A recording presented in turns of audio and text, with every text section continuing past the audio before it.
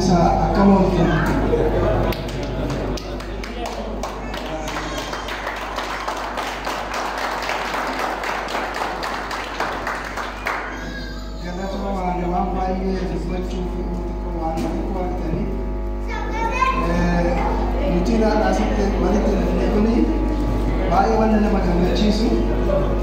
Hata utimale akka kuno ere sigilala o ine deebinee to akka qorree jechuun barbaada.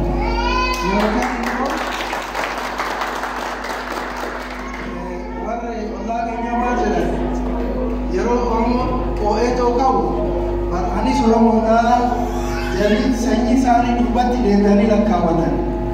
Gaafa Oromoon immoo iyyuu dadhabe maal jedhan ine basareen gaannaa yennamnee jedhan. Kanaaf qabsoo Oromoodhaa kana harumaan tanaayyuu ammumarraa eegallee waan dandeenye hundaan gufuu walitti ta'uu dhiisne jechuudha. Waraana keenya bira haamileedhanis diinagdeedhanis yoo dhaabbanne wanni hin bilisoomneef hin jiru. Yoo nuti waraana keenya tumsuu baanne garuu ammas deebineeti akka haaratitti qabsoo eegallaa jechuudha. Lolli amma deemaa jiru Oromiyaadhuma nyaachuuf malee waan biraatiif himati. Wanni biraa wanni irratti wal lolan tokko iyyuu hin jiru. Wanni irratti wal lolan dachee Oromiyaa kana anatu saamaa uummata Oromoo kana anatu cunqursaa wanni biraa hin jiru. Aban dhufee isatu iyyuu argitee nuuf tumsaa homaa rakkoon hin jiru jennee toof gatuu hin qabnu. Nuti humnoomnee warra dhufaa jiru san humnaan yookaan qixxee ta'uu qabna yookaan immoo hin caaluu qabna yookaan boru nu tuffatu beekaa. Boru tuffataniiti bakkuma durii sanitti gadi ni deebisu. Sababiin gadi ni deebisu nu hin deebisneef hin jiru. Sababni isaa Oromoon homaa of harkaan qabu ammas. Jarri humnas qaban, beeshaa qaban, diinagdee qaban. Nuti immoo humna namaa qabna. Humni namaa kuni qindaa'ee diinagdeedhaan yoo waraana irra dhaabbate humna jarri qabasan qabaachuu danda'a waraana bilisummaa Oromoodha. Yookaan omtuu eegamoo hin jiraanne nama jalatti jilbiifachuu dhufa jechuudha.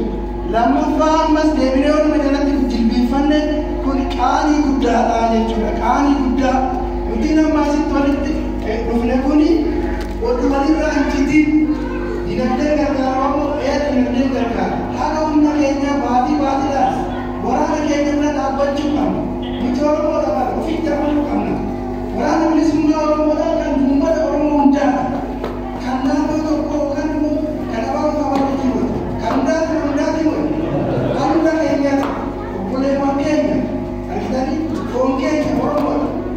Maaliif qabsaa Oromiyaa bilisa baasuuf Oromoo bilisa baasuuf namni Oromiyaa kan hin bilisoomne yoo jiraatu hin jiru. Of taanee too'ii of dandeenyee dhaabbachuu danda'uu qabna. Olii gadi dhaabamu nu barbaachisu. Oromiyaan uummata Oromoo ijoollee Oromoo Oromiyaatti gurguddee uummata biraatiif risoorsii gahaa qabdi. Uummanni Oromoo sababa argitee kaariffatee wallaalu hin qabu. Sababa kaayyoo adda addaa ayidooloojii adda addaa Oromoo hin jiru. Oromiyaan akka bilisoomtu sanirratti xiyyeeffachuu qabna. Sanirratti wanti wal lolchiisu hin jiru. Wanti argitanii barsaa'uun tokko hin jiru.